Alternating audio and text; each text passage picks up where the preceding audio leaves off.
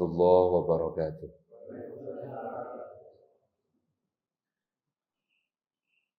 Alhamdulillahi wa kafa wassalatu wassalamu ala rasulil mujtaba Sayyidina wa habibina wa syafi'ina wa maulana Muhammadin al-Mustafa wa ala alihi wa ashabihi wa dhurriyyatihi ahli sidqi wal wafa wa ala kulli man ittaba'al huda. Asyhadu an la ilaha illallah wahdahu la syarika lah wa asyhadu anna Muhammadan abduhu wa rasuluhu la nabiyya wa la rasula ba'dah. Amma ba'd.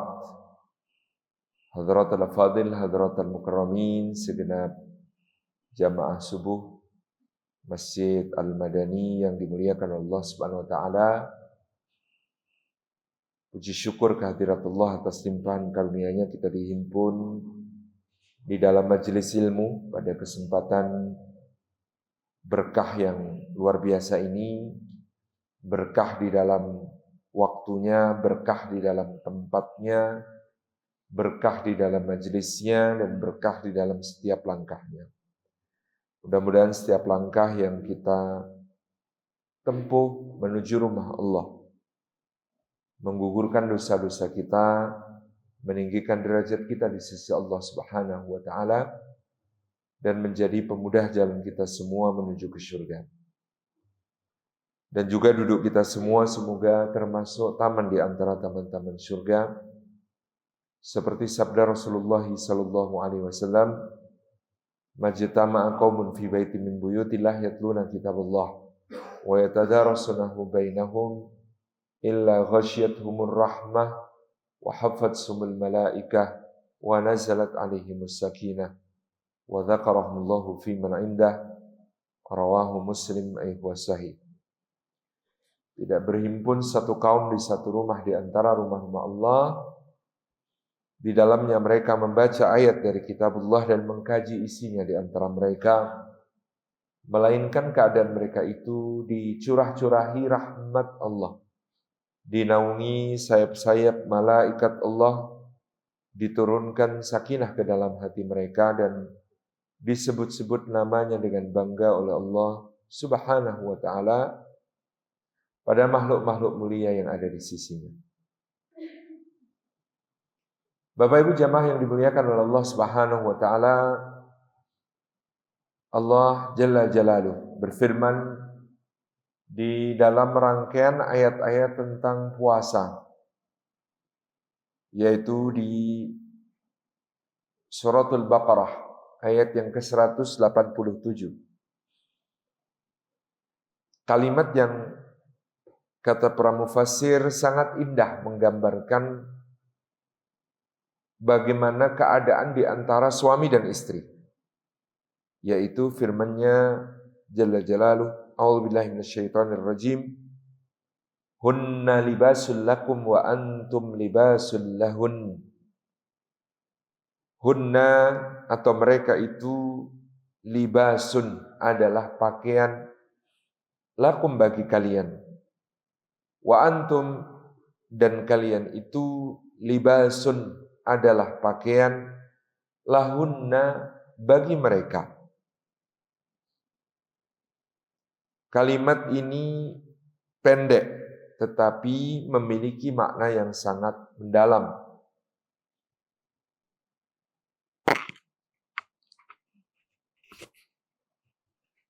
Para ulama mengistilahkan kalimat yang demikian jawami'ul kalim.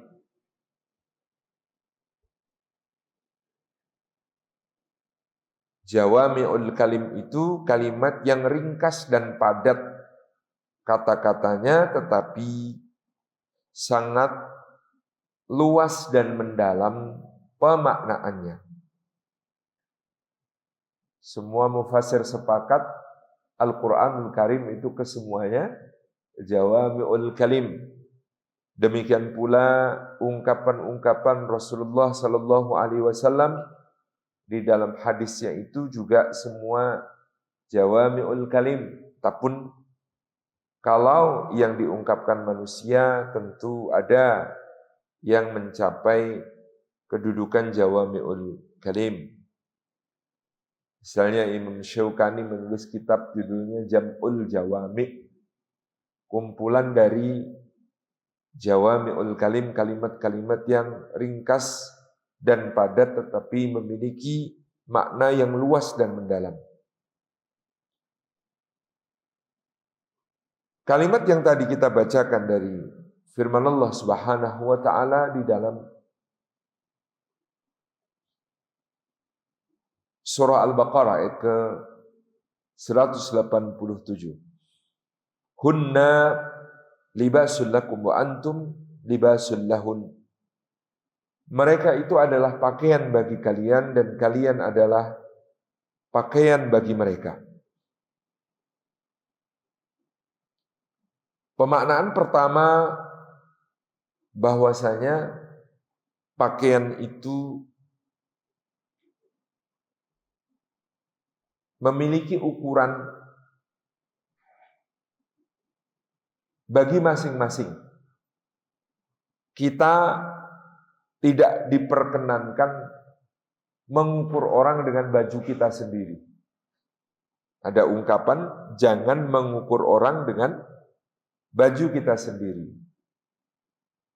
Maka maknanya yang pertama bahwa pakaian itu sifatnya personal bagi masing-masing. Tidak boleh dikenakan oleh yang lain. Oh, itu pakaian saya. Kalau itu pakaian saya, maka orang lain tidak boleh memakainya. Demikianlah kita meyakini pasangan kita dalam kehidupan di dunia ini, suami kita, istri kita adalah takdir yang Allah Subhanahu wa taala tetapkan bagi kita sebagai bagian dari rezeki kita dalam kehidupan dunia. Maka yang namanya takdir itu telah ditulis oleh Allah Subhanahu wa ta'ala di dalam Lauhil Mahfuz. Dalam hadis disebutkan 40.000 tahun sebelum diciptakannya langit dan bumi. Sebagian ulama memaknai kalimat itu untuk menggambarkan betapa lebih awalnya takdir dan segala ketentuan Allah dibandingkan dengan kehidupan kita sebagai manusia. Artinya kata 40.000 tahun itu not exactly 40,000 years, itu enggak. Tetapi bahwasanya takdir itu bahkan ditetapkan oleh Allah secara azali. Makna azali tidak terikat oleh waktu. Karena kita ini makhluk yang hidup di dalam besaran waktu, tentu agak sulit membayangkan sesuatu di luar waktu. Tetapi Allah Subhanahu wa ta'ala maha kuasa. Bahwa takdir itu ditetapkan Allah secara azali. Maka ada ungkapan jodoh itu di tangan Allah. Maknanya sebuah i'tiqad, keyakinan bahwa Allah Subhanahu wa taala telah menetapkannya. Sehingga tugas kita terhadap misteri itu berprasangka terbaik, berdoa memohon yang terbaik, mengikhtiarkan jalan terbaik sesuai dengan apa-apa tata cara yang diridhoi Allah, dan bertawakal terbaik kepada Allah Subhanahu wa ta'ala. Termasuk misterinya bahkan yang sudah menikah menjadi suami istri pun tidak pernah tahu apakah jodohnya itu jodoh dunia akhirat. Apakah akan termasuk orang-orang yang kelak disambut oleh Allah Subhanahu wa ta'ala dengan kalimat udkhulul jannata antum wa azwajukum tuhbarun. Masuklah kalian ke dalam surga, kalian dan pasangan kalian digembirakan oleh Allah Subhanahu wa ta'ala. Mengenai misteri tadi, sering ada yang bertanya, Ustaz, bagaimana saya tahu, saya yakin bahwa pasangan yang sedang saya istikharah ini mungkin proses menuju pernikahan adalah jodoh dunia akhirat saya. Jawabannya saya juga tidak tahu. Tidak tahunya itu harus disikapi tadi dengan prasangka baik. Karena kita sudah mengikhtiari ini, kita berprasangka baik pada Allah bahwa insya Allah inilah jodoh dunia akhirat. Allah Subhanahu wa taala berfirman dalam hadis qudsi, inni 'inda dhanni 'abdi bi. Sesungguhnya aku ada di sisi prasangka hambaku kepadaku. Maknanya kalau kita meletakkan prasangka baik kepada apa-apa yang ditakdirkan Allah bagi kita, maka kita akan mendapati Allah Subhanahu wa taala berkenan untuk memberikan anugerahnya sesuai dengan prasangka keyakinan kita kepadanya. Tugas kita berikutnya berdoa, mohon yang terbaik. Sudah menjadi suami istri misalnya, ya mohon kepada Allah agar dijadikan terikat dunia akhirat. Berdoa dengan doa Rabbana hablana min azwajina wa dzurriyyatina qurrata a'yunin waj'alna lil muttaqina imama. Duhai Rabb kami, anugerahkanlah untuk kami pasangan-pasangan kami dan anak keturunan kami, mereka semua menjadi qurratu a'yun, penyejuk mata bagi kami. Waj'alna lil muttaqina imama, dan jadikanlah kami sebagai imamnya, pemimpinnya orang-orang yang bertakwa. Berdoa mohon yang terbaik kepada Allah. Dan doa ini doa ibadur rahman, doanya hamba-hamba Allah yang Maha Pengasih, yang Allah Subhanahu wa taala ajarkan kepada kita di dalam suratul Furqan adalah salah satu doa terindah dalam Al-Qur'an. Kita mengungkapkan dengan penuh adab kepada Allah Subhanahu wa taala permohonan agar pasangan kita, anak keturunan kita menjadi sesuatu yang terbaik bagi kita. Kalimat yang dipilihkan Allah qurratu a'yun, penyejuk mata. Apa makna qurratu a'yun itu? Disebutkan oleh para ulama, qurratu a'yun itu mewakili semua kebaikan yang bisa kita raih dari keluarga kita. Seperti kalimat salat yang khusyuk. Salat yang khusyuk itu berarti meliputi toharohnya sudah beres, suci badan, pakaian, dan tempat, suci dari hadas dan suci dari najis. Wudhunya dilakukan rukunnya sempurna, ditambah dengan sunnahnya. Doa sesudah wudhunya dibaca, lalu memulai salat, berdiri menghadap kiblat, dia bertakbir, takbiratul ihram, mengagungkan Allah Subhanahu wa taala dan dia hayati. Demikian pula semua bacaan dari suratul Fatihah, dia merasakan dia sedang berbincang-bincang dengan Allah. Dia sedang berakrab-akrab dengan Allah ketika dia mengatakan alhamdulillahi rabbil alamin. Allah berfirman, hambaku memujiku karena dia mencintaiku. Kita mengucapkan Ar-Rahmanir Rahim, maka Allah berfirman, hambaku memuliakanku karena dia berharap kepadaku, maka aku tidak akan mengecewakan harapannya. Jika kita mengatakan Maliki Yaumiddin, hambaku mengagungkanku karena dia memiliki rasa takut kepadaku, maka aku akan melindungi dia dari apa yang dia takutkan. Iyyaka na'budu wa iyyaka nasta'in. Inilah antara aku dengan hambaku, kata Allah. Dia berikrar untuk hanya menyembah kepadaku, maka aku pasti akan memberikan pertolongan kepadanya di dalam beribadah kepadaku. Sesudah ini adalah haknya hambaku, dia meminta kepadaku, akan aku anugerahkan kepadanya apa-apa yang dia minta. Ihdinas siratal mustaqim.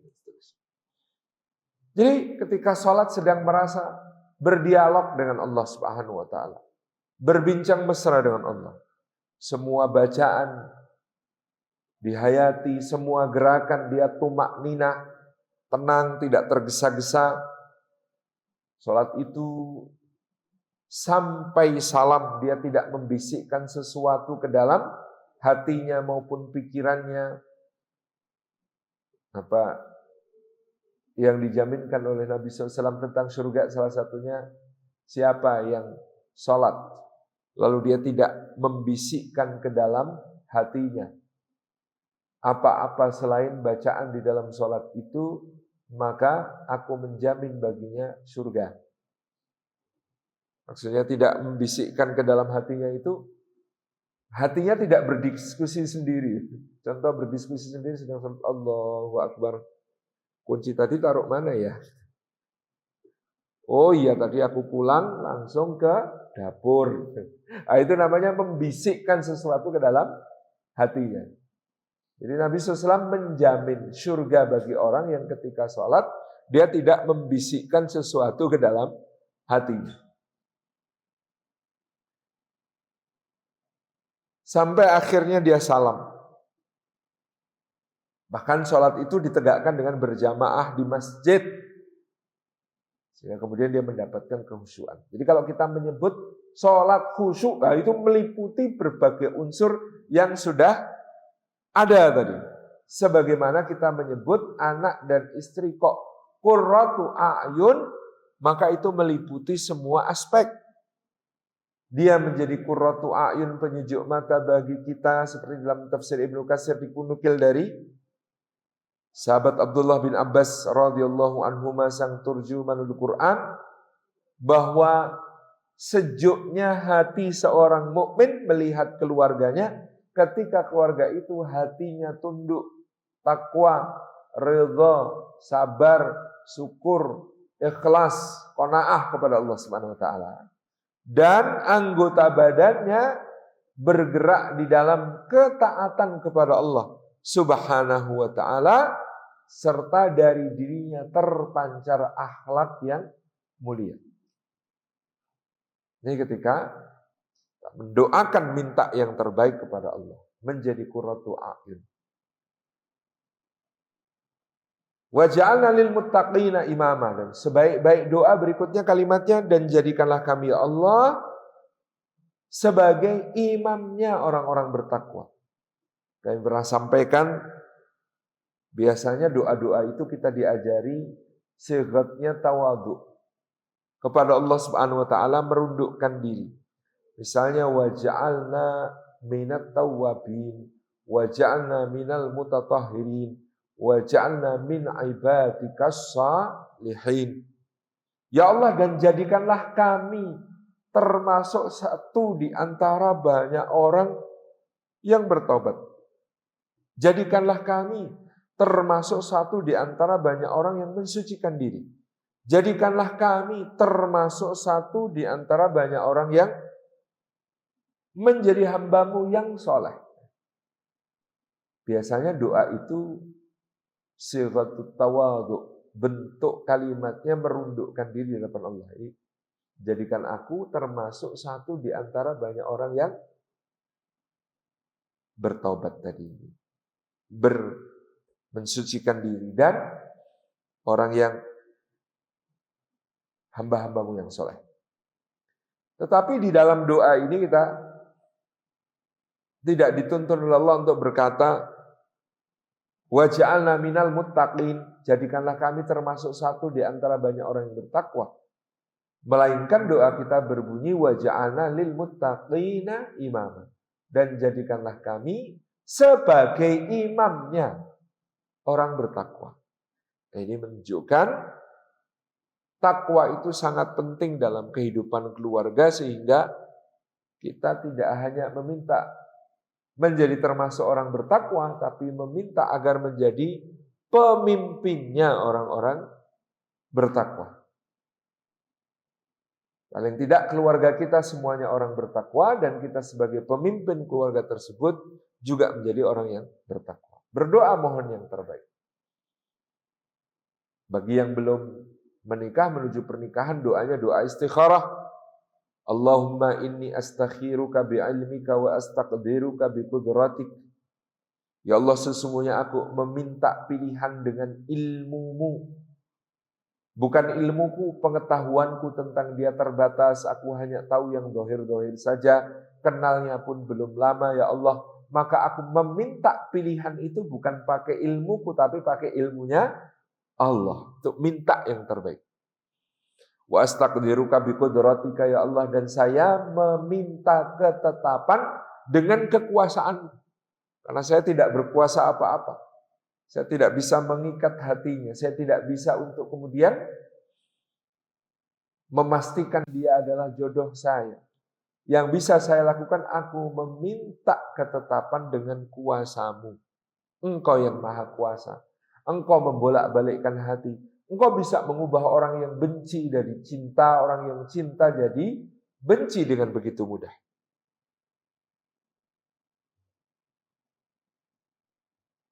Allahumma in kunta ta'lam anna hadhil amr khairul li fi dini wa ma'ashi wa akibati amri faqdirhu li wa yassirhu li wa barik li fihi. Ya Allah, jika engkau mengetahui bahwa urusan ini baik bagiku di dalam agamaku, penghidupanku dan kesudahan urusanku, maka tetapkan dia untukku, mudahkan jalannya bagiku, dan berkahi aku di dalamnya. Doanya indah sekali. Wa in kunta ta'lam anna hadil amr syarral li fi dini wa ma'ashi wa akibati amri fashrifhu anni washrifni anhu waqdir liyal khaira ya rabbal alamin. Dan apabila engkau ya Allah mengetahui bahwa perkara ini buruk bagiku di dalam agamaku, penghidupanku dan kesudahan urusanku, maka palingkan aku darinya dan palingkan dia dariku. Biar semuanya berpaling. Kalau yang berpaling cuma salah satu nanti jadi penderitaan cinta gitu. Maka palingkan dia dari aku, palingkan aku darinya. Waqdir liyal khaira ya rabbal alamin. Dan tetapkanlah bagiku yang lebih baik dari semua itu, wahai Rabb semesta alam. Berdoa yang terbaik. Kemudian mengikhtiarkan ya dengan jalan terbaik yang diridhai Allah. Mengikhtiarkan menuju pernikahan, mengikhtiarkan ketika sudah menikah supaya berada dalam rumah tangga yang barakah, rumah tangga yang sakinah, rumah tangga yang mawaddah, rumah tangga yang rahmah. Memiliki waktu untuk masing-masing me time, memiliki waktu untuk berduaan couple time, memiliki waktu untuk sama keluarga family time, memiliki waktu untuk bersama komunitas dan teman-teman social time. Semua diikhtiarkan dengan jalan yang diridhai Allah. Dalam soal nafkah maka bekerja menjemput rizki sesuai dengan apa-apa yang dituntunkan Allah. Tidak melanggar, tidak mengambil jalan pintas yang diharamkan oleh Allah Subhanahu wa taala dan lain sebagainya. Mengikhtiarkan jalan terbaik. Menyayangi istri dengan yang halal, menyayangi suami dengan yang halal. Memberikan kasih sayang dalam berbagai bentuk, baik berupa ungkapan kata-kata, bahasa tubuh, perhatian, ya, sampai kemudian mungkin memberikan hadiah yang menguatkan cinta. Dan ditawakali dengan tawakal terbaik. Kalau sudah jadi pasangannya, dahulu sudah menjadi pilihannya, sudah diistikharai, sudah berprasangka baik kepada Allah, mohon terbaik kepada Allah, ikhtiar terbaik pada Allah, maka selanjutnya diserahkan kepada Allah Subhanahu wa taala agar mudah-mudahan dia bersama keluarga bisa menjadi orang-orang yang meraih di akhirat Jannatu adnin yadkhulunaha ma'a man salaha min abaihim wa azwajihim wa dzurriyyatihim. Surga Aden yang akan mereka masuki bersama orang-orang soleh dari bapak-bapak mereka, pasangan mereka dan anak keturunan mereka. Ini bahwa pakaian itu jatahnya masing-masing. Maka tidak boleh membanding-bandingkan pakaian sendiri dengan pakaian orang lain. Tidak boleh membanding-bandingkan pasangan kita sendiri dengan orang lain. Baik secara verbal maupun hanya di dalam benak. Jangan dibanding-bandingkan. Kuharap engkau mengerti bahwa di hati ini hanya ada kamu. Gitu lagunya, ojo dibanding-bandingin. Nah, memang tidak baik dan akan sangat menyakiti bagi pasangan yang dibandingkan. Kok kamu nggak seperti bapak itu toh Pak? Yang begini, yang begini, yang begini misalnya. Ini kalimat yang sangat merusak, meruntuhkan harga diri sebagai pasangan. Padahal kita tidak tahu yang namanya pasangan orang yang kita lihat kayaknya lebih baik daripada pasangan kita juga pasti ada aibnya, juga pasti ada kekurangannya. Hanya saja ditutup oleh Allah Subhanahu wa taala. Pasangan kita yang menjadi suami kita, istri kita, kita tahu, kita kenal luar dalam. Maka tidak tepat membandingkannya dengan orang yang kita hanya kenal baiknya karena ketemunya sesekali. Makanya katanya ada fenomena yang dari zaman ke zaman begitu. Konon ada orang selingkuh, kalau dijajarkan selingkuhannya dengan istrinya yang resmi dan asli secara objektif, ternyata kok cantik istrinya. Karena sedang tertutup oleh masalah misalnya. Sehingga godaan setan, na'udzubillahi min dzalik, yang berupa perempuan lain menjadi tampak lebih menarik baginya. Karena ketemunya kalau senang-senang. Sedangkan dengan istri ketemunya ya senang, ya susah. Ketemunya ya saat sedang baik-baik saja ataupun sedang ada masalah.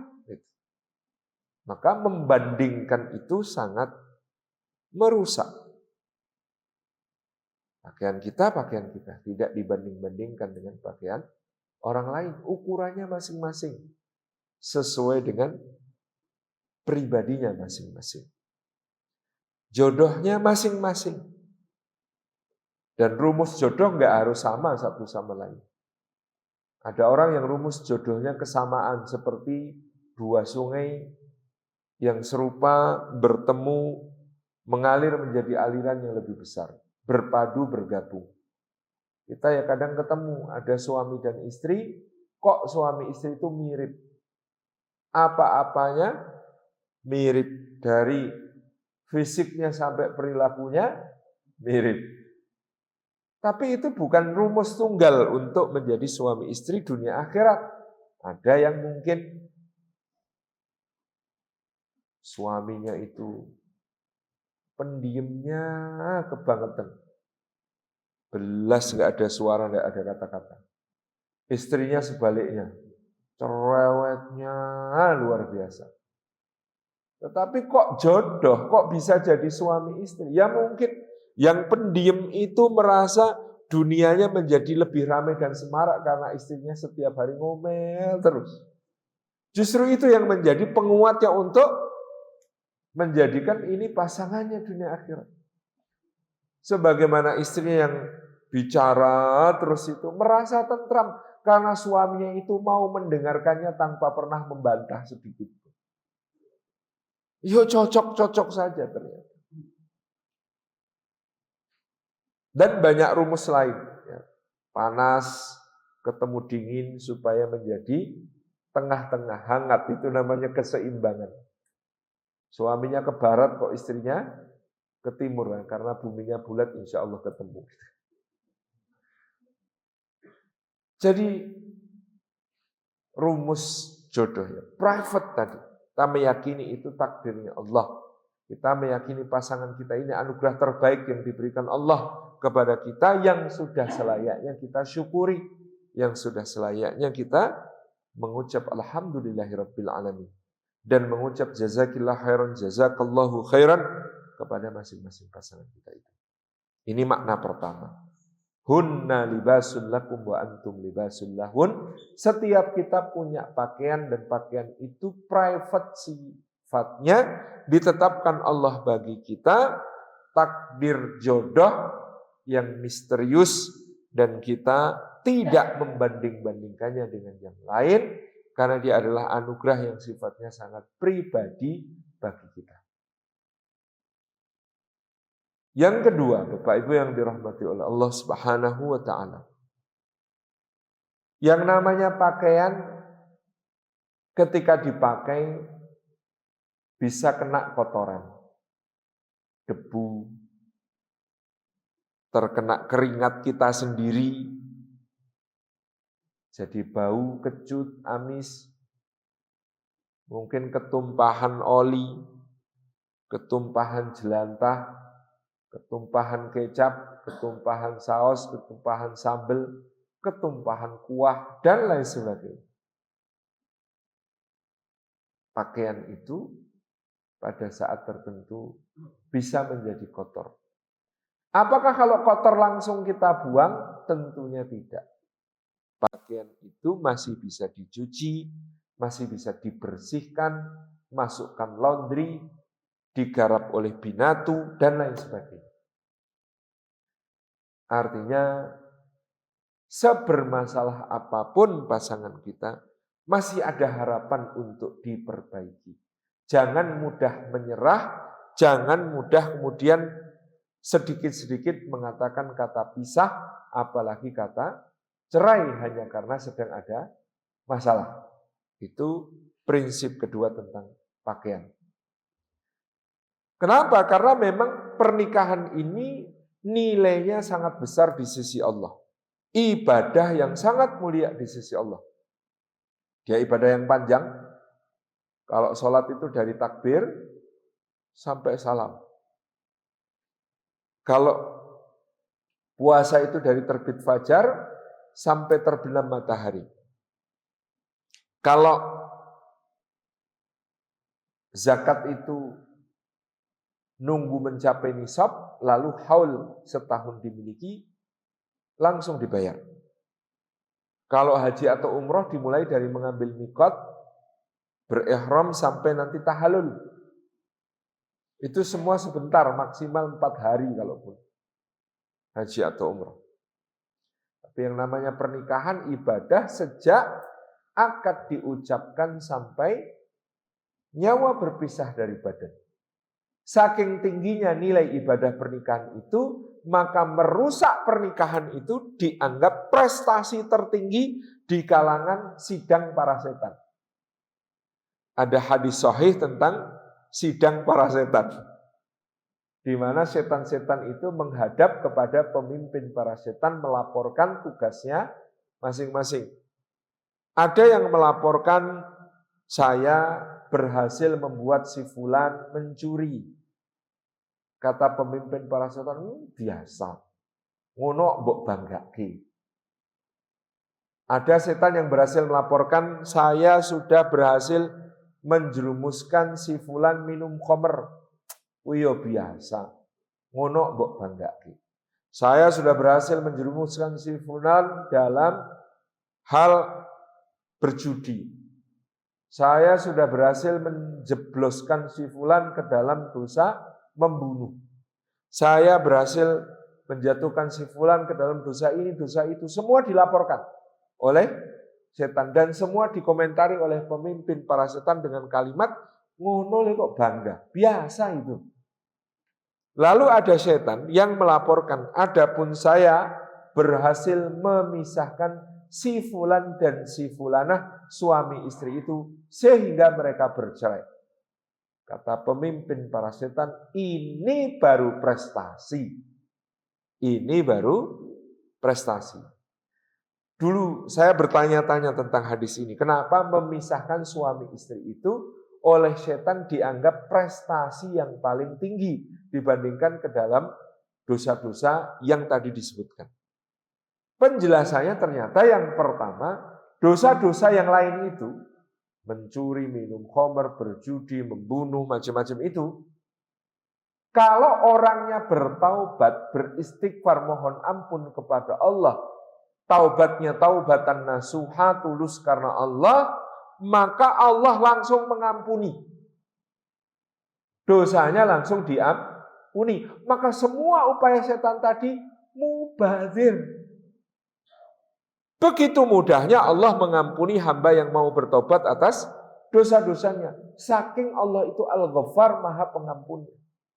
Oh, saya berhasil. Wah, saya itu menjerumuskan dia sampai dia mau korupsi itu. Itu butuh waktu 2 tahun di jabatannya baru dia mau korupsi. Saya goda dengan berbagai macam cara. Gitu. Jatuhlah dia. Qadarullah tersadar, beristighfar, yang dikorupsi dikembalikan, mohon ampun kepada Allah, bahkan dia menyerahkan diri ke KPK gitu ya, menjadi justice kolaborator itu misalnya gitu. Maka mudah bagi Allah mengampuni. Minum khamr juga begitu, istighfar, mohon ampun. Ternyata Allah mengampuni.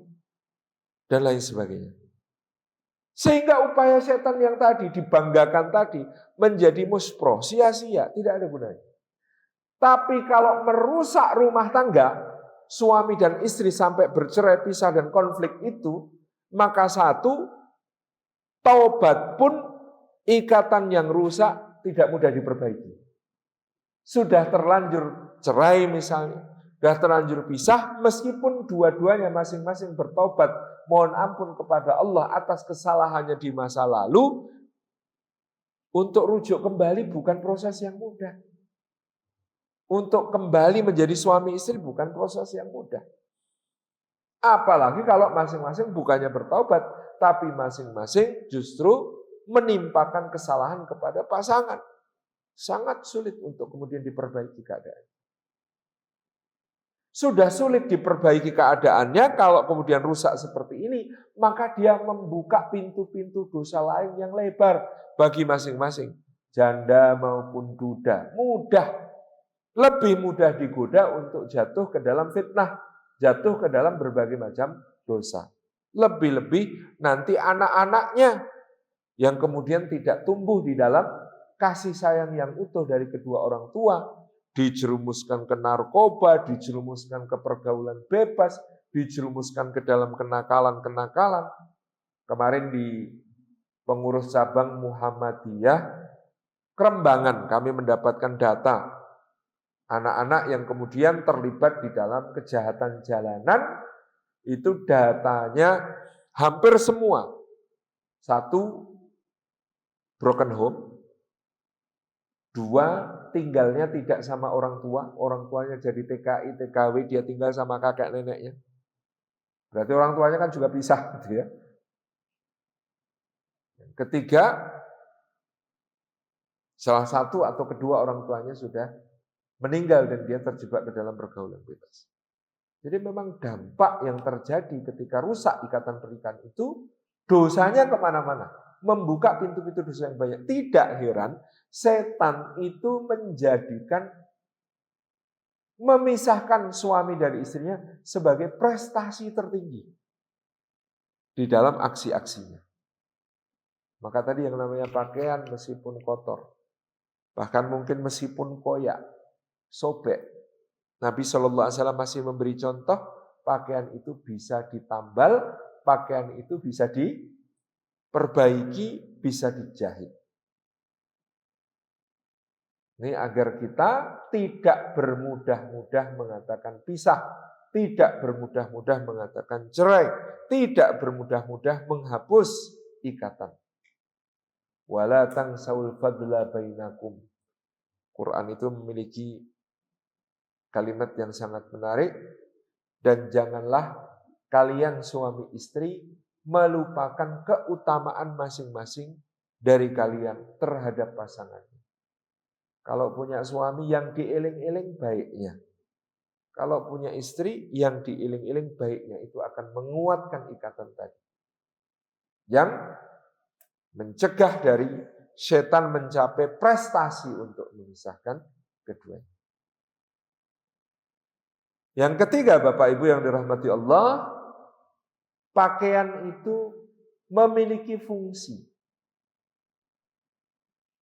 Jadi tadi yang pertama, pakaian itu bersifat personal. Yang kedua, bahwa pakaian itu bisa kotor, bisa usang, tetapi dia masih bisa diperbaiki, dibersihkan.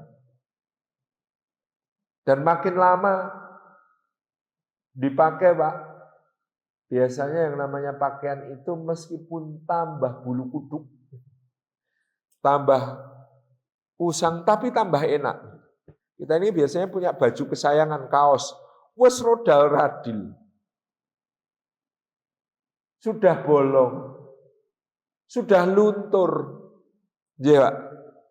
Tapi itu yang paling nyaman, itu paling enak dipakai, gitu.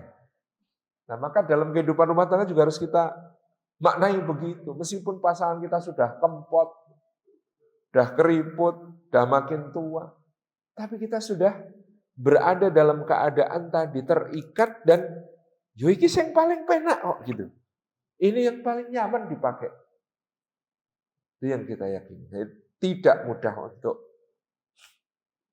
berpisah, tidak mudah untuk bercerai karena ini tadi kita menggagalkan misi setan dan prestasi tertingginya setan. Yang ketiga ini, pakaian itu memiliki fungsi. Fungsi pertama pakaian untuk melindungi, Pak. Melindungi dari gigitan nyamuk, serangga, berbagai hewan, binatang kecil. Melindungi dari panas yang menyengat, sinar ultraviolet yang merusak. Melindungi dari hujan, dingin, angin. Melindungi dari ranting-ranting yang bisa durinya bikin tergores, dan lain sebagainya. Fungsi pakaian saling melindungi.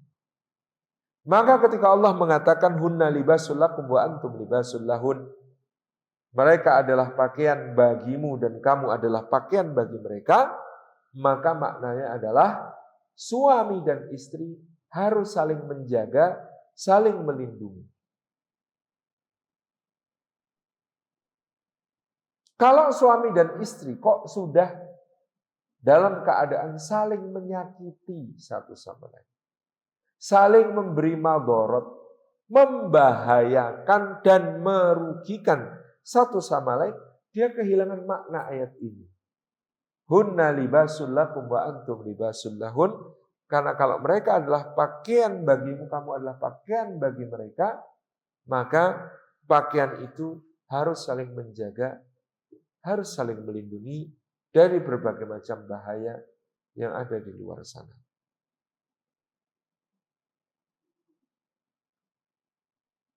Saya punya staf yang menarik. Kalau dia posting, nah postingannya kok kemudian namanya laki-laki, postingannya itu meresahkan bagi kaum hawa.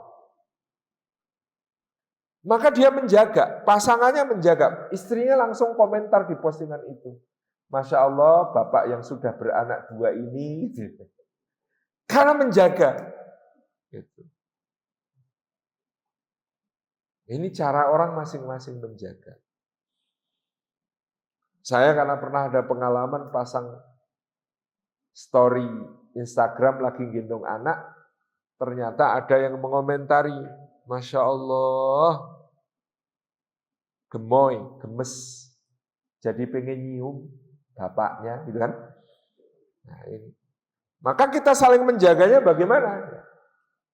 Akun Instagram saya itu bisa di-setel di HP istri, sehingga kalau ada yang aneh-aneh istri minta persetujuan. Bah ini kok kayaknya pertanyaannya mengada-ada, cuma cari perhatian. Boleh di-blok? Boleh, gitu. Blokir aja. Saling menjaga dari bahaya. Namanya saling menjaga ya sampai pada level bagaimana menjaga di dalam keutuhan, menjaga dari bahaya. Makanya ada seorang ustadzah pernah menyampaikan kepada ibu-ibu, Bu, kalau suami sudah ngasih kode, Mi, bawa sana ke salon muslimah, Mi, anak-anak biar sama aku. Kalau kalimatnya suaminya sudah begitu, tolong jangan dijawab. Gak lihat apa? Rumah berantakan kayak begini. Cucian masih numpuk segunung. Piring gelas kotor semua. Belum sempat masak. Malah disuruh ke salon. Ada-ada saja Bapak ini. Jangan dijawab begitu. Mungkin suami kok sampai ngomong begitu. Dia merasakan godaan di luar sana begitu menarik, cantik, padahal haram. Memalingkan diri kepada yang halal kok nggak enak dipandang. Karena kalau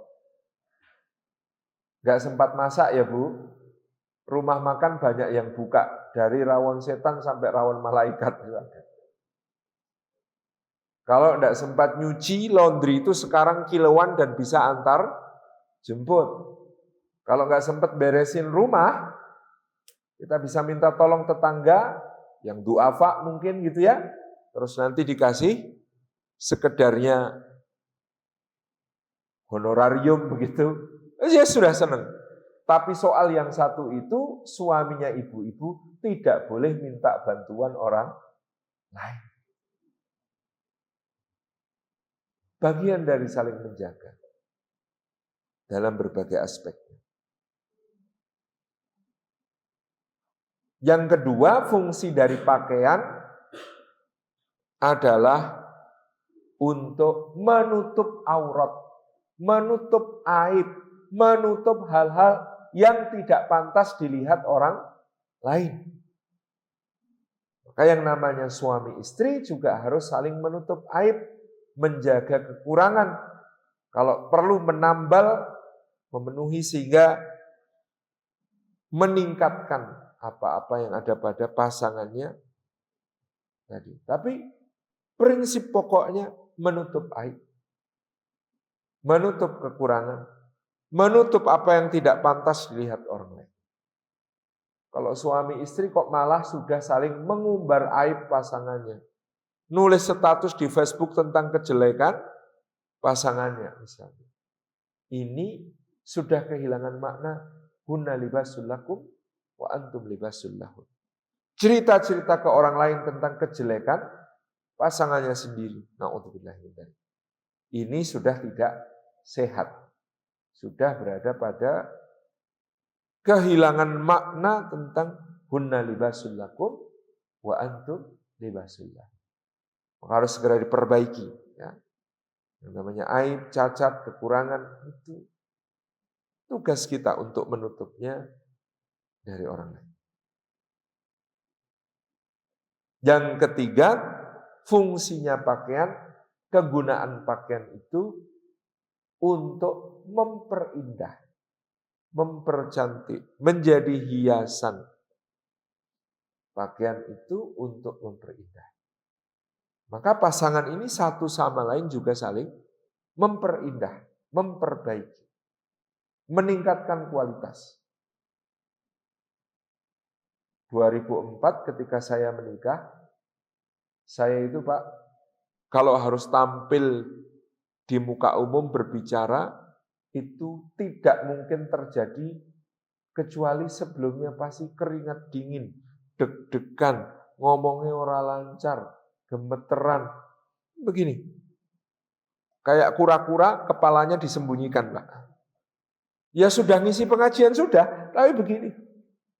Yang menguatkan, yang mengokohkan, yang kemudian memberi semangat, meningkatkan jam terbang, dan kemudian bisa percaya diri ngomong di depan umum, itu salah satunya peran yang sangat luar biasa dari istri.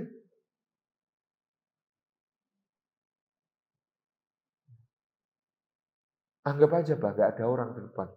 Udah ngomong sendiri aja. Tuh orang-orang itu ada tapi anggap aja gak ada. Pede aja itu. Itu yang kemudian dilakukan. Memperindah, memperbaiki kualitas, meningkatkan kapasitas. Itu yang kemudian ada dalam hubungan suami dan istri. Mungkin bapak-bapak juga dengan dukungan istri menjadi percaya diri, menjadi seorang bisnismen yang tangguh. Bahkan jadi presiden, Pak. Kalau ini cerita tentang Pak Harto. Jadi Pak Harto itu tahun 51 ketika Tentara Nasional Indonesia itu dalam kabinet Hatta dilakukan reorganisasi dan rasionalisasi. Jadi jumlah pasukan TNI itu dipangkas lebih dari separuh di zaman kabinet Hatta 1951. Kenapa? Karena TNI-nya itu memang masih belum terstruktur secara rapi. Wong dulu yang namanya laskar-laskar sak-sae asal mau ikut berjuang langsung diberi pangkat di dalam TNI. Ya, contohnya dulu ada film yang terkenal judulnya Naga Bonar. Raja Copet saja dijadikan jenderal di dalam tentara kita. Jadi zaman itu seperti itu. Maka dilakukan reorganisasi dan rasionalisasi tadi. Karena apa? Masih isinya tentara kita itu laskar-laskar, kemampuannya tidak standar. Ada yang karena dia pemimpin laskar sudah langsung pangkat kolonel, padahal nggak ngerti ilmu perang sama sekali.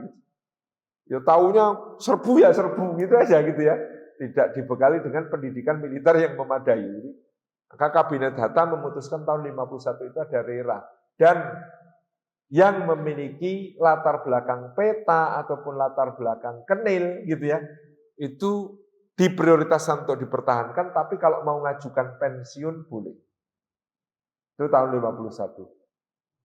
Kondisinya Pak Harto waktu itu bahkan beliau sedang kena tuduhan kasus kaitannya dengan bisnis ilegal di Kodam Diponegoro. Padahal Pak Harto bisnis ilegal itu menurut cerita orang-orang dekatnya tidak lain tidak bukan untuk memberi bonus kepada anak buahnya yang pada saat itu gajinya sangat kecil sebagai tentara. Di Kodam Diponegoro pada saat itu. Nah, ketika ada RERA ini, Pak Harto ngomong sama Butin, Bu, apa aku tak pensiun aja ya jadi tentara? Wong ini gaji sopir saja sebulan itu lebih tinggi daripada gaji tentara. Aku tak jadi sopir aja lebih jelas penghasilannya. Itu Pak Harto ngomong begitu. Butin menanggapi, Pak, aku kawin ya dengan perwira TNI, dengan kesatria, bukan dengan sopir. Diprihatini dulu, ditekuni dulu, enggak apa-apa jadi tentara gajinya sedikit. Aku masih siap untuk prihatin. Dah, mulai besok aku mau kerja ke tempat tetangga itu, bantu-bantu catering. Jadi Butin di tahun 51 itu buruh jadi pegawai catering demi membantu suaminya yang gajinya sangat kecil pada saat itu. Putranya sudah mulai banyak. Cateringnya ini nanti kita tahu milik seorang Chinese dan nanti terlibat PKI, jelas-jelas terlibat PKI. Tapi yang namanya Pak Harto dan Butin itu orang yang sangat detail mencatat jasa maupun dendam. Kalau ada orang baik ya pasti dibaiki, kalau ada orang menyakiti nanti dibalas. Itu Pak Harto sama Butin. Maka pasangan suami istri yang dulu Butin numpang kerja, bantu-bantu di cateringnya ini karena dianggap berjasa bagi keluarga Pak Harto, 1 hari sebelum pengumuman penumpasan PKI dan seluruh organisasi terlarang di bawahnya, oleh Pak Harto disiapkan tiket kelas eksekutif naik pesawat ke Beijing. Di Beijing sudah dibelikan mansion, rumah mewah. Sementara yang lain yang terlibat PKI ditumpas. Tapi karena ini dulu punya jasa sama Pak Harto, itu H-1 penumpasan PKI, sudah disediakan tiket pesawat ke Beijing dan di sana diberi rumah. Itu Pak Harto, detailnya. Ini contoh bagaimana kemudian satu keteguhan seorang istri itu yang menjadi penopang bagi suami. Maka sering sampai dikatakan Pak Harto itu begitu Butin wafat langsung beda. Ya. penopang keluarga yang luar biasa itu seorang istri. Memperindah satu sama lain, memperbaiki satu sama lain. Ini fungsi dan keadaan orang yang suami istri menurut kalimat ayat hunna libasul lakum wa antum libasul lahun. Maka Bapak Ibu yang dirahmati Allah, mari kita cita-citakan bersama sekeluarga masuk surga. Dan mari kita saling menguatkan di dalam keluarga untuk bisa ke surga sama-sama. Di dalam satu hadis riwayat Imam Ahmad disebutkan, juga dikunukil Imam Ibnu Katsir dalam tafsirnya, salah satu caranya untuk sekeluarga ke surga adalah kalau kita beramal soleh, jangan diniatkan hanya untuk diri sendiri, tapi diniatkan untuk seluruh keluarga. Dalam hadis riwayat Imam Ahmad itu diceritakan ada seorang hamba Allah yang sudah masuk surga. Begitu dia sudah di surga, dia tanya kepada Allah Subhanahu wa taala, "Ya Rabbi, di manakah bapak ibuku? Di manakah istriku? Di manakah anak-anakku?" Maka dijawab oleh malaikat, "Sesungguhnya orang-orang yang kau sebutkan tadi, amal-amal soleh mereka tidak seperti amal-amal soleh yang kau lakukan, sehingga kedudukan mereka di surga tidak seperti kedudukan yang sudah engkau dapatkan. Amalnya beda kok, beda sama kamu. Kalau kamu amalnya amal soleh keren, makanya kamu di surga yang sini." Lalu hamba Allah ini berkata, "Ya Rabbi, sesungguhnya engkau maha tahu, dulu hambamu ini ketika beramal soleh di dunia, tidak saya niatkan ya Allah hanya untuk diri saya sendiri. Tetapi saya niatkan untuk diri saya niatkan untuk bapak ibu saya niatkan untuk istri saya niatkan untuk anak-anak saya. Sehingga mereka semua berserikat di dalam amal soleh itu." Maka Allah Subhanahu wa taala yang Maha Tahu kemudian berfirman, "Himpunkanlah seluruh keluarganya yang dia sebutkan dengan dirinya di akhirat ini di dalam surga yang sama." Mudah-mudahan kita termasuk yang demikian. Demikian jazakumullah khairan, mudah-mudahan bermanfaat. Wassalamualaikum warahmatullahi wabarakatuh.